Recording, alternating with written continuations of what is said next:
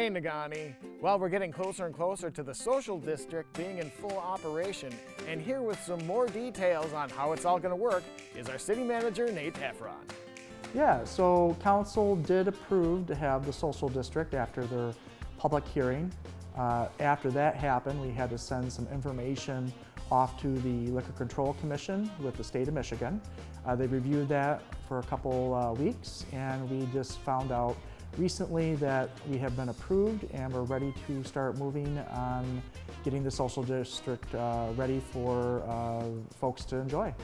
There'll be several signs like the ones you're seeing on your screen now that'll be around the area. In particular, the one that we want folks to really see is a sign that shows what the do's and don'ts are within the district. There's really only a few things that you really need to know, and then there's a nice map that kind of shows where the district is. So the things you see in pink are the areas where you can actually drink.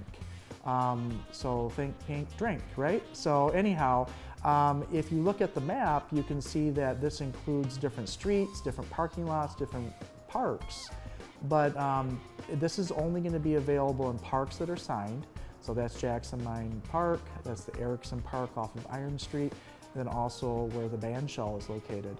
Now in parking lots or on the actual physical streets, you can actually drink on those only when it's signed and closed for an event where we don't have cars driving down the street and other folks are drinking on the street at the same time. We want to prevent any accidents if possible.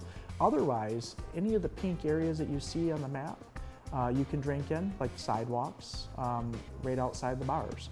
So there's obviously some other rules, but that's the biggest thing that folks need to understand. So alcohol can only be consumed in the commons area, that was that pink area we talked about. This includes the public sidewalks, the signed public parks, signed public parking lots, and signed public streets, and signed parklets, which will be explained later in the year. That's number one. Number two, all alcohol must be purchased from a participating vendor. So that means you just can't bring your own alcohol in. You actually have to buy it from the vendor within the downtown area.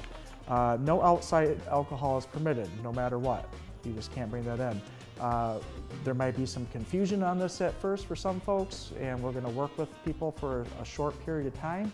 But after that, that could lead to a ticket, which could possibly be $50 or more depending on the circumstance. And then lastly, our social district hours will be from noon to midnight every day of the year going forward. So what will happen is when you want to get any type of alcohol that you want from one of the participating vendors downtown, is you'll get a plastic 16-ounce cup. That cup will have some information on it from the bar and also from the social district. But the important thing is to know that this is the only cup that you can use to drink alcohol in when you're outside of these establishments. The cup can only be used and drank from on public property. It cannot go into another building.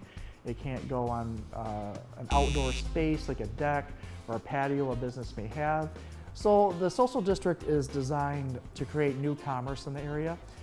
Folks are social beings, humans are, and they're going to see people out on the street. That's going to draw more people out on the street, more commerce in the downtown, and help our businesses be able to grow and sustain their business, be able to invest more money in their business, be able to maybe even get more employees, so on and so forth. So this is a huge economic impact that will be realized here in the coming years with the creation of this social district.